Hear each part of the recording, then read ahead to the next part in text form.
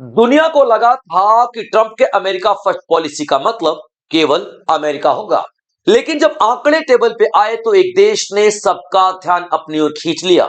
नाम था Bharat. Donald Trump का यह कोई तारीफ भरा स्टेटमेंट नहीं था, बल्कि अमेरिका के इकोनॉमिक आंकड़े बता रहे थे। इसी वजह से जब ट्रंप ने 75 देशों का इमिग्रेशन वीजा कैंसिल किया या उस पर रोक लगाई, तो भारत उस सूची से बाहर था। इस रोक का मतलब साफ था कि जो भी नागरिक दूसरे देश से अमेरिका में आकर बस रहे हैं, वो अमेरिका पर बोझ है। लेकिन भारत अमेरिका के लिए बोझ नहीं, बल्कि एसेट है। यह ट्रंप नहीं, बल्कि यूएस का डेटा कह रहा है। तो दोस्तों, आज का टॉपिक भी इसी पर डेडिकेटेड है, तो लेक्चर में अंत तक बने रहेंगे। एक एक पॉइंट पे बात करेंगे, एक एक पॉइंट पे डिस्कशन करेंगे। तो जो भी साथी दोस्त प्यारे एस्पिरेंट इस प्लेटफॉर्म पे नए हैं, तो सब्सक्राइब जरूर कर लीजिएगा, क्योंकि इसी तरीके के ट्रेंडी और इसी तरीके के बेहतरीन लेक्चर्स में आप लोगों के लिए लेकर के आता रहूंगा, जिसमें डिटेल्ड एनालिसिस मैं करूंगा एक एक पॉइंट पे।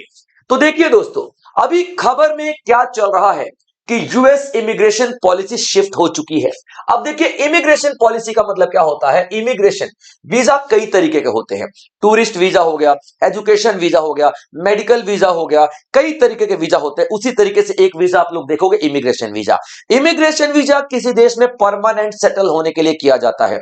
जैसे कि मान लीजिए, मैं अमेरिका में जाके परमानेंट सेटल हो जाता हूं, तो मुझे ग्रीन कार्ड की जरूरत पड़ेगी। मुझे ग्रीन कार्ड की जरूरत पड़ेगी। और ये जो ग्रीन कार्ड होता है ना भाई साहब, ठीक है, यही इमिग्रेशन वीजा कहलाता है। यही इमिग्रेशन वीजा कहलाएगा। क्लियर बच्चों, यहां पे इमिग्रेशन वीजा। अब इमिग्रेशन वीजा अगर आपको मिलता है, तो आप किसी देश के परमानेंट नागरिक बन जाते हो। और अगर आप किसी देश के परमानेंट नागरिक बन गए, तो आप उस देश की सुविधाओं का लाभ उठा सकते हो। जैसे भारत में है, आयुष कार्ड बनता है, फ्री में इलाज करवा लो। अगर वैसे ही आप किसी दूसरे देश में हो और आपका इस तरीके का कोई कार्ड बनता है जो कि वहां की सरकार ने इशू किया है, तो आप सारी की सारी फैसिलिटीज का लाभ उठा सकते हो। और यही अमेरिका की सबसे बड़ी सिरदर्दी बनी हुई है। तो यूएस स्टेट डिपार्टमेंट ने अभी क्या किया है, इस तरीके के 75 कंट्रीज, 75 देशों के इमिग्रेशन वीजा पर रोक लगा दिया है। और 21 जनवरी से ये अनाउंसमेंट जो किया गया है, ये इनेक्ट हो जाएगा, यानी कि लागू हो जाएगा। और यूएस स्टेट डिपार्टमेंट ने साफ कहा है कि भैया, हमने हवा में नहीं ये सब किया है, हमने डेटा देखा है। हमने देखा है पिछले कुछ 10-12 सालों का डेटा। तो हमने उस डेटा को देख करके एनालाइज किया कि हमारी अमेरिकन इकोनॉमी पे कौन कौन से देश के लोग, कौन कौन से देश के नागरिक बोझ बन रहे हैं।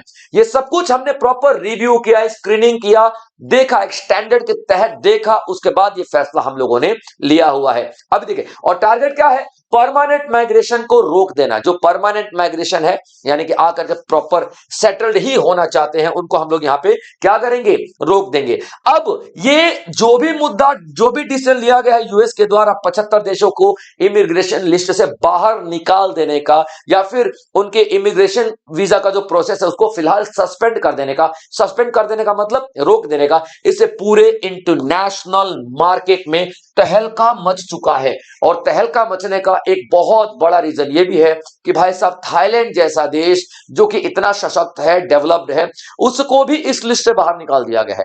भूटान जो कि बहुत अच्छा मित्र है, बहुत अच्छा स्ट्रेटेजिक पार्टनर है यूएस का, उसको भी निकाल दिया गया है। यानी कि यहां पर भाई यूएसए ने कुछ नहीं देखा, ताबड़तोड़ ताबड़तोड़ इमिग्रेशन कैंसिल किया है, ताबड़तोड़। और इसी बीच में सबसे इंपॉर्टेंट बात यह है कि भारत पे आंच तक नहीं आई है। और उल्टा भारत के लिए कहा गया है कि भारत के लोग यूएसए की इकोनॉमी के लिए एक बहुत बड़ा एसेट है, एक बहुत बड़ी संपत्ति है। अगर भारत के लोग यूएसए में नहीं आते हैं, तो गूगल या माइक्रोसॉफ्ट जैसी बड़ी बड़ी कंपनियों को डील कौन करेगा भाई साहब, ये सब आपको पहले से ही पता है। तो यहां पे इस पूरे प्रोसेस में, इस पूरे अमेरिका फर्स्ट की पॉलिसी में भारतीयों का वर्चस्व आप लोगों को बढ़ता हुआ दिखाई देगा। देखिए क्या कहा गया है डिपार्टमेंट ऑफ स्टेट यूएसए के।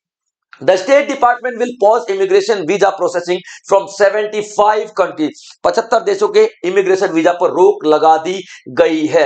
और ये क्यों किया गया है, वेलफेयर के लिए। किसका वेलफेयर, वेलफेयर यानी कि भलाई के लिए। किसकी भलाई के लिए, अमेरिकन पीपल। क्योंकि अमेरिका के लोग टैक्स भरते हैं और दूसरे देशों के लोग आकर के उनका परमानेंट फैसिलिटी, परमानेंट सुविधाओं का लाभ उठाते हैं। तो भैया अब हम ये नहीं होने देंगे, ये अब अनएक्सेप्टेबल होगा हमारे लिए। तो हम क्या कर रहे हैं, वीजा को फ्रीज कर रहे हैं, फ्रीज मतलब रोक लगा रहे हैं। और कब तक? Until US can ensure that new immigration will not extract wealth of the American people. जब तक कि ये साबित नहीं हो जाता कि आने वाले देशों से जो लोग हैं वो हमारी अमेरिका की संपत्ति का नाजायज फायदा नहीं उठा रहे हैं, यानी कि अमेरिका के जो सरकारी योजनाओं का लाभ नहीं उठा रहे हैं। तो अगर यह साबित हो जाता है कि नहीं यार इस देश के लोग लाभ नहीं उठा रहे हैं, तो उनको इमिग्रेशन वीजा मिल जाएगा। लेकिन लग रहा है कि नहीं यार, इस तरह कुछ ऐसे देश हैं जो लाभ उठा रहे हैं, जैसे कि थाईलैंड की बात कर रहे हैं। भाई थाईलैंड बहुत लाभ उठाता है, जाके परमानेंट वीजा ले लेता है अमेरिका में। और देखिए बहुत सारे देशों में क्या होना है, जैसे कि अमेरिका है, वहां पे बेरोजगारी भत्ता भी मिलता है, 60 साल के बाद आप लोगों को ओल्ड एज पेंशन भी दी जाती है। और यहाँ के लोग एक बार वीजा ले लेते हैं या फिर वहां पर जाके लड़कियों से शादी कर लेते हैं।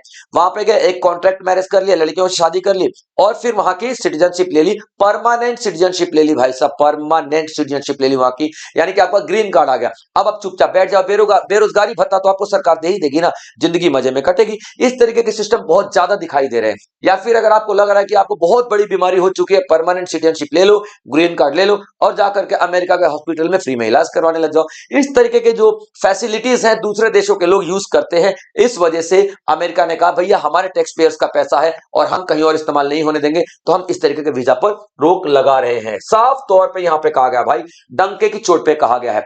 अभी देखिए क्या क्या सस्पेंड किया जाएगा, मतलब किस तरीके के लोग नहीं आ सकते, ध्यान से दीजिएगा। वो लोग जिनको फैमिली इमिग्रेशन मिलता है, यानी कि पहले से परिवार का कोई रह रहा है और वो बुलाना चाहता है, तो पहले आसानी से बुला लिया जाता था, अब नहीं बुला पाएगा। एम्प्लॉयमेंट बेस्ड, यानी कि नौकरी वाला ग्रीन कार्ड, जैसे कि किसी कंपनी ने बोला कि हम आपको परमानेंट जॉब दे देंगे, तो अमेरिका उसको ग्रीन कार्ड दे देता था, क्योंकि किसी कंपनी में अमेरिकन कंपनी में वो परमानेंट जॉब कर रहा है तो उसको ग्रीन कार्ड मिल जाता था, अब उसको नहीं मिलेगा। या फिर certain diversity based permanent residence. अब देखो इस पॉइंट को समझने की जरूरत है। डाइवर्सिटी बेस्ड परमानेंट रेजिडेंस क्या होता है? कुछ कंट्रीज ये चाहते हैं कि उनके देश में डाइवर्सिटी हो, डाइवर्सिटी यानी कि विविधता हो, तो अलग अलग देशों के लोग यहां पर रहें। तो अमेरिका भी इस तरीके के बहुत सारे लोगों की डाइवर्सिटी चाहता है अपने देश में, इसलिए एक डीवी लॉटरी निकालता है, एक डीवी लॉटरी निकालता है अमेरिका, डीवी लॉटरी। अब इस लॉटरी के जरिए डिसाइड होता है कि कौन से देश से कितने लोग अमेरिका में आएंगे। और उसके लिए ना एजुकेशन की जरूरत है, 12वीं पास मिनिमम होना चाहिए, ताकि एक मिनिमम इंग्लिश आप जाके वहां पे बोल दो। ऐसा नहीं कि लॉटरी में आप चले और वहां पे जाके दे दे बाबा अल्लाह के नाम पे दे दे, ये सब नहीं करना भाई, ठीक है। वहां पे जाकर के एक इज्जतदार नागरिक की तरह जीना है। तो ये किसी इन सब पे नहीं दिया जाता कि जॉब वॉब या फैमिली वैमिली पे नहीं, ये दिया जाता है कि हमारे देश में डाइवर्सिटी बनी रहे, इसलिए दिया जाता है। तो इसमें भी बहुत तरीके की डाइवर्सिटी को रोक लगा दिया गया है। इफेक्ट क्या नहीं होगा, टूरिस्ट वीजा आप ले सकते हो, स्टूडेंट वीजा आप ले सकते हो, टेम्पररी वीजा आप ले सकते हो, बहुत सारे वो वीजा जो कि कुछ कुछ समय के लिए है। बस आप इमिग्रेशन वीजा नहीं ले सकते, यानी कि जो परमानेंट वीजा है वो नहीं ले सकते हो। लीगल एंड पॉलिसी बेसिस, ठीक है। देखिए अभी ट्रंप ने क्या कहा है, इसके पीछे हवाला क्या दिया है कि हम क्यों ऐसे लोगों को रोक रहे हैं। भाई साहब पब्लिक चार्ज क्या होता है पहले आप एक बार देख लीजिए, ठीक है। पब्लिक चार्ज वो खर्चे होते हैं जो कि सरकार करती है अपने पब्लिक की भलाई के लिए। जैसे कि बहुत सारे फ्री में दवाइयां दी जाती हैं, फ्री में राशन दिया जाता है, फ्री में घर दिया जाता है, जैसे कि प्रधानमंत्री आवास योजना चल रहा है भारत में, इस तरीके के बहुत सारे घर दिए जाते हैं, तो ये पब्लिक चार्ज कहलाता है। अरे यहाँ के लोग मतलब दूसरे देशों के लोग जब जा रहे हैं, यूएसए में जा रहे हैं और इस तरीके की फैसिलिटी उनको फ्री में मिल रही है, तो ये अमेरिका का पैसा लग रहा है ना भाई, तो उसको क्या बोलते हैं हम लोग, पब्लिक चार्ज कहते हैं, पब्लिक चार्ज। तो आप देखिए, तो यहाँ पे लीगल पॉलिसी बेसिस क्या बोला है, public charge doctrine, public charge का जो सिद्धांत है ये तोड़ना चाहते हैं डोनाल्ड ट्रंप। तो उनका क्या कहना है, based on the long term standing US immigration law, ये यूएस अमेरिका का इमिग्रेशन लॉ है, ठीक है, जिसका मतलब है पब्लिक चार्ज डॉक्ट्रिन। लॉ जो है allows denial if applicant likely to rely on welfare और public benefits। ये जो हमारा जो डिपार्टमेंट है अमेरिका का वीजा देने वाला, वो डिनाई कर सकता है अगर उसको ये लग रहा है कि भाई ये अमेरिका में आके सिर्फ और सिर्फ हमारी वेलफेयर पर पलेगा, हमारे खर्चों पर पलेगा, अमेरिका के खर्चों पर पलेगा, ये खुद जॉब कुछ भी नहीं करने वाला है। जैसे कि पब्लिक हाउसिंग इस्तेमाल करता है, फूड इस्तेमाल करता है, हेल्थ केयर सपोर्ट यानी कि जो सस्ती या फ्री में जो मुफ्त की योजनाएं हैं उनका इस्तेमाल करता है, तो भैया उसका वीजा सीधा डिनाई कर देते हो, ठीक है पॉइंट। अब इसके लिए ऑफिसर्स जो हैं ये अमेरिका के जब चेक करेंगे ना भाई कि आप मतलब सही में कमा रहे हो या नहीं कमा रहे हो या बेरोजगार बैठे हो, तो आपका खर्चा कैसे चल रहा है, इन सब के लिए ऑफिसर जो आपका इनकम और एसेट देखेगी, आपके अकाउंट में कितने पैसे हैं, आपकी प्रॉपर्टी आपके नाम पे कितनी है, आपका हेल्थ और हेल्थ कंडीशन देखेगी, एज और हेल्थ कंडीशन। कहीं ऐसा तो नहीं कि आप 80 साल में हो और आप वीजा ले रहे हो सिर्फ इसीलिए कि भाई 80 साल की जो परमानेंट वाली जो फैसिलिटीज है, इलाज विलाज जो मेरे परमानेंट मिल जाएगी, कहीं आप इसलिए तो वीजा नहीं ले रहे हो। ठीक है, आपकी इंग्लिश तो प्रोफिशिएंसी है, यानी कि इंग्लिश प्रोफिशिएंसी है कि नहीं, एम्प्लॉयमेंट है कि नहीं, आप लेके चले गए, भैया मेरे वहां पे रहते थे, मैं चला गया और वहां पे बेरोजगारी चला रहा हूं और भैया की वजह से मुझे परमानेंट वो भी मिल गया, रेजिडेंस में मिल गया, पीआर भी मिल गया और मैं वहां पे बेरोजगारी भत्ता ले रहा हूं और एंजॉय कर रहा हूं जीवन को, कहीं ऐसा तो नहीं है। तो ऑफिसर से सारी की सारी चीजों को देखते हैं और लंबे समय की लॉन्ग टर्म केयर नीड्स को देख करके पूरा डिसीजन लेते हैं, तब यहां पर आपको वीजा अलाउ होता है। अब नो वीजा कर दिया गया है भाई साहब, अगर इस सब कैटेगरी में आप लोग आते हो तो आपको नो वीजा दिया जाएगा। आप देखते हैं व्हाई द इंडियन सब कॉन्टिनेंट इन फोकस। इंडियन सब कॉन्टिनेंट में जैसे कि अफगानिस्तान, बांग्लादेश, भूटान, नेपाल, पाकिस्तान, इन सब पे ज्यादा फोकस क्यों दिया गया है, ये सारे के सारे उस लिस्ट में है, सारे के सारे उस लिस्ट में है, आप लोग देखिएगा। अब एक एक करके इन सब के बारे में हम लोग देखते हैं, एक एक करके इन सब के बारे में हम लोग देखते हैं। सबसे पहले अफगानिस्तान की बात कर लेते हैं, ठीक है। अफगानिस्तान के बारे में यूएसए क्या बोल रहा है, भैया यहाँ तो लड़ाई झगड़े, कॉन्फ्लिक्ट बहुत ज्यादा चल रही है। अब कॉन्फ्लिक्ट बहुत ज्यादा चल रही है तो यहाँ से भाई भाग भाग के लोग हमारे यहाँ आ रहे हैं, काम धंधे नहीं है फिर भी लोग भाग भाग के आ रहे हैं। ठीक है, किसी का चाचा रहता है अमेरिका में, किसी का ताऊ रहता है अमेरिका में, तो उनके पास भाग भाग के आ रहे हैं, तो कॉन्फ्लिक्ट बहुत ज्यादा है, इसलिए हम अफगानिस्तान को बैन कर रहे हैं। डिस्प्लेसमेंट बहुत ज्यादा है, डिस्प्लेसमेंट मतलब एक जगह से छोड़ के दूसरी जगह, दूसरी जगह से छोड़ के तीसरी जगह लोग जा रहे हैं, तो उनका परमानेंट रिकॉर्ड नहीं मिल पा रहा है, एड्रेस नहीं मिल पा रहा है। ठीक है, उनको एड्रेस को वेरीफाई करना, उनका सिविल रिकॉर्ड करना बड़ा ही हमारे लिए मुश्किल हो चुका है, उनके डॉक्यूमेंट को ढूंढना हमारे लिए बड़ा मुश्किल हो जाता है। बांग्लादेश की बात कर लेते हैं।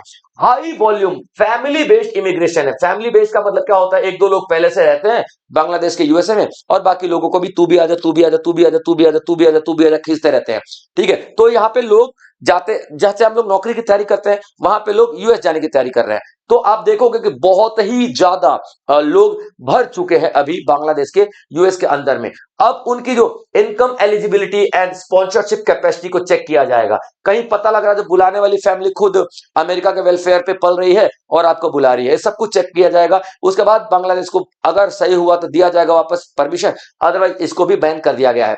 नेपाल की बात कर लेते हैं। नेपाल में फैमिली टाइज और अनएम्प्लॉयमेंट रूट्स, यानी कि जो बेरोजगार लोग हैं वो बहुत ज्यादा जा रहे हैं और वहां जाकर रोजगार ढूंढते हैं, रोजगार नहीं मिला तो आप वहां अमेरिका पे बोझ बन जाते हो और आपकी फैमिली टाइज, वहां पे आपकी फैमिली को खुद को परमानेंट रेजिडेंस मिला है कि नहीं मिला पता नहीं, और आपको बुला लेते हैं। तो नेपाल। भूटान की बात कर लेते हैं। भूटान से बहुत ही कम लोग जाते हैं वहां पे, नो डाउट, ठीक है, बट ये एथनिक नेपाली रिफ्यूजी जो है ना, एथनिक नेपाली रिफ्यूजी जो कि नेपाल से भाग करके कुछ लोग भूटान सेटल हुए हैं, अब भूटान में भी उनको बहुत ही कम जगह मिल रही है, तो वो लोग भी यूएसए की तरफ निकल रहे हैं। तो यहाँ पे भूटान, बांग्लादेश, अफगानिस्तान, नेपाल, इस तरीके के तमाम देशों को इस लिस्ट में डाला गया है। पाकिस्तान की स्पेशली बात कर लेते हैं, ठीक है। पाकिस्तान को क्यों किया गया भाई साहब, अब देखिए, पाकिस्तान का एक बहुत ही बड़ा लेवल, यानी कि large Muslim majority diasporas in USA, बहुत ज्यादा नंबर में पाकिस्तानी मुस्लिम वहां पे रहते हुए दिखाई देते हैं। अब देखिए इनका स्ट्रॉन्ग फ्लो कैसे है, फैमिली रीयूनिफिकेशन, यानी कि इनके परिवार रहते हैं और अपने परिवारों के पास ये लोग जाने की कोशिश करते हैं और वीजा लेने की कोशिश करते हैं, वहां जाएंगे वीजा लेने की कोशिश करते हैं। तो family reunification. Employment based migration, employment based का मतलब क्या होता है कि मतलब नौकरी ढूंढने के लिए, भाई नौकरी ढूंढने के लिए क्यों जाना, नौकरी ढूंढ के जाओ ना। अब आप यहाँ पे देखोगे, ठीक है, inclusion despite recent diplomatic engagement with Washington, अभी अमेरिका के साथ बहुत ही अच्छे क्लोज रिलेशनशिप दिख रहे हैं अमेरिका के, ये पाकिस्तान के, फिर भी पाकिस्तान को इस लिस्ट में रखा गया कि भैया तू भी इन 75 की लिस्ट में, तू भी अब नहीं आएगा, तेरे को भी परमानेंट रेजिडेंस यहाँ पे नहीं मिलेगा। इससे क्या समझ में आ रहा है, इससे ये समझ में आ रहा है कि भैया अभी अमेरिका कुछ नहीं देख रहा, ना तू मेरा दोस्त, ना तू मेरा चाचा, ना तू मेरा ताया, ना तू मेरा भाई बंधु, कुछ नहीं, सिर्फ और सिर्फ मैं डेटा देखूंगा। डेटा में ये लगेगा कि अमेरिका के लिए इंसान अच्छा है, अमेरिका के वेलफेयर के लिए इंसान अच्छा है, मेहनती है, अमेरिका का जो स्कीम है उन पे नहीं पल रहा है, अमेरिका के वेलफेयर स्कीम है उन पे नहीं पल रहा है, बोझ नहीं बन रहा है अमेरिकन इकोनॉमी पे, तभी मैं तुझे क्या करूंगा, परमिशन दूंगा। अमेरिका में आने के लिए। वरना भाई तू पाकिस्तान अपनी जगह है, दोस्त अपनी जगह है, वैसे भी तू भारत का नहीं हुआ, अपने बाप का नहीं हो पाया तो किसी और का क्या ही हो जाएगा, है ना। सारी सी बात है। चलिए आगे देखते हैं। हाईलाइट्स यूएस प्रायोरिटी, ठीक, immigration risk assessment over political alignment. भैया मैं पॉलिटिकल अलाइनमेंट नहीं देखूंगा, मैं देखूंगा कि यूएस की इकोनॉमी के लिए क्या बढ़िया है। इसी वजह से आप देखना कि ये पाकिस्तान भी इस लिस्ट में रखा गया है 75 देशों वाली, कि भैया तेरे को भी वीजा नहीं देंगे। ये देखो, ठीक है, दिखाई दे रहा है, ठीक है। ये बोल रहा है भाई साहब आप मेरे को क्यों निकाल दिया, ठीक है, क्या बोला है ये ले लॉलीपॉप खा, लॉलीपॉप खा, ठीक है। तो लॉलीपॉप खिलाते हुए भाई किसी का नहीं है, वो डेटा का है, वो अपनी यूएस इकोनॉमी देखेगा कि तुम जैसे लोगों को देखेगा।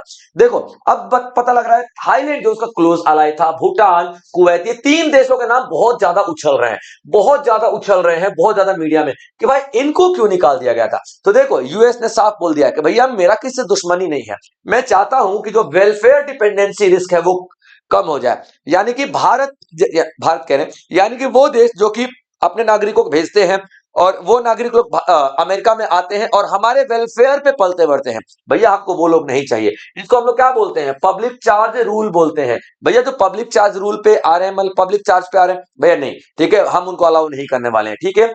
अब इंक्लूजन सरप्राइज, सरप्राइज तो ये हो गया कि जब ऑब्जर्वर्स ने देखा, देखने वालों ने ये देखा कि भाई साहब इकोनॉमिकली, ठीक है, यानी जो अमेरिका बोल रहा है कि मैं हैरान तब हो गया जब मैंने सारे का सारा डेटा चेक किया कि वो लोग जो कि इकोनॉमिकली बहुत अच्छे कंट्री से हैं, एक स्टेबल कंट्री से हैं, वो लोग भी अमेरिका के वेलफेयर स्कीम पे पल रहे हैं, अमेरिका के इस तरीके के मुफ्त वाली स्कीम पे पल रहे हैं। तो भाई मैं तो हैरान हो गया, अमेरिका का ये कहना है। तो अमेरिका ने बोला देखो भूटान जो है, भूटान को इसलिए निकालना जरूरी था क्योंकि भूटान में बहुत सारे नेपाली रिफ्यूजी रहते हैं और वो नेपाली रिफ्यूजी पहले भूटान आते हैं और भूटान के साथ अमेरिका के रिश्ते अच्छे हैं, तो भूटान से होकर के अमेरिका जाने की कोशिश करते हैं, ठीक है। तो नेपाली रिफ्यूजीज बहुत सारे हैं। कुवैत की बात कर रहे हैं, हाई जीडीपी है, कुवैत में जीडीपी बहुत ज्यादा हाई है, लेकिन आप यहां पे देख लो पब्लिक बेनिफिट यूजेस बहुत ज्यादा है, लेकिन खुद के देश में आपकी जीडीपी इतनी ज्यादा है तो आप वहीं पे रहो। लेकिन शायद मैं आपको बता दूं 2024 का डेटा था, जो कुवैत था दुनिया की सबसे वर्स्ट सिटी,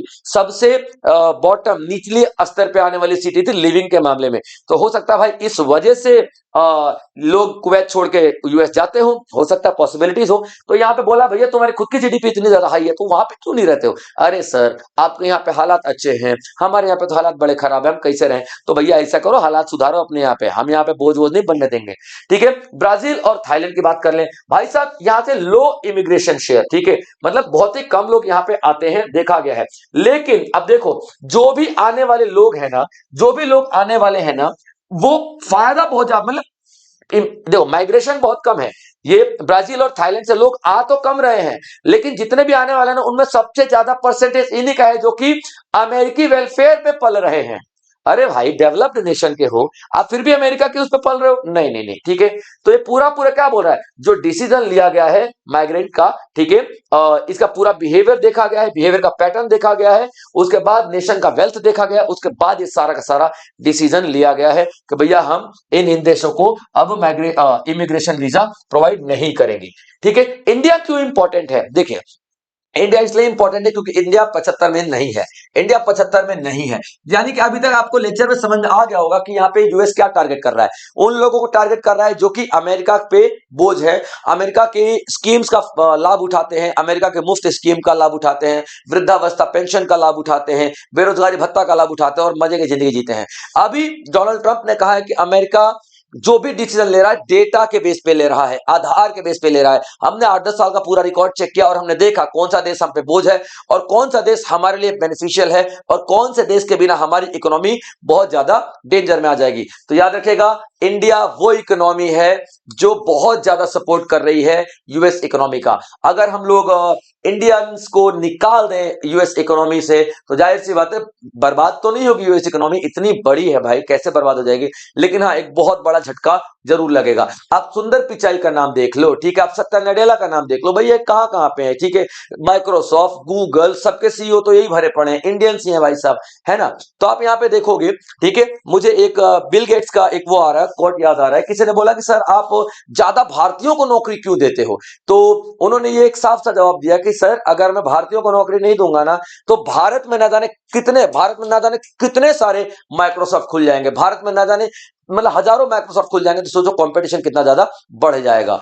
तो भारतीय लोग जो है वो टैलेंट देखते हैं, यानी कि टैलेंट के बदौलत अमेरिका में है, तो अमेरिका की इकोनॉमी में बहुत बड़ा योगदान इनका है, पहला पॉइंट। दूसरा पॉइंट, भारत के लोग वहां जाके नौकरी नहीं ढूंढते, नौकरी लेते हैं फिर वहां जाते हैं, या बैठे बैठे नौकरी ले लेंगे, ज्वाइनिंग ले लेंगे, फिर वहां पे जाएंगे। ये सारी सारी चीजें क्या बता रही है कि भारत का जो टैलेंट है वो बहुत ज्यादा है। अब देखिए इंडियन माइग्रेंट्स का जो डिपेंडेंसी रेशो बहुत ही कम है, जो बुजुर्ग हो चुके हैं बेचारे वही डिपेंडेंसी है, और इंडिया के पास हाई स्किल्स हैं, IIT, health care, research, engineering में भाई इंडिया टॉप पे जा रहा है। तो जब इनका डॉक्यूमेंटेशन वगैरह हुआ, जब इनका डॉक्यूमेंटेशन और लीगल प्रोसीजर फॉलो किया गया, तो देखा गया कि भाई साहब ये इंडिया है, इंडिया कितना जरूरी है यार अमेरिका के लिए। तब यहां पर डोनाल्ड ट्रंप की आंखें खुली और डोनाल्ड ट्रंप ने बोला भाई 75 को तो एक तरफ करो और इंडिया को एक तरफ करो, इज्जत मान सम्मान फुल इज्जत, एकदम भारत को फुल इज्जत मिलना चाहिए, पूरा पूरा सिस्टम, ठीक है। उसके बाद आप देखोगे net contributor to US economy मिल रहा भाई साहब, मतलब कि यूएस इकोनॉमी को बहुत बड़ा कंट्रीब्यूशन आपको यहां पे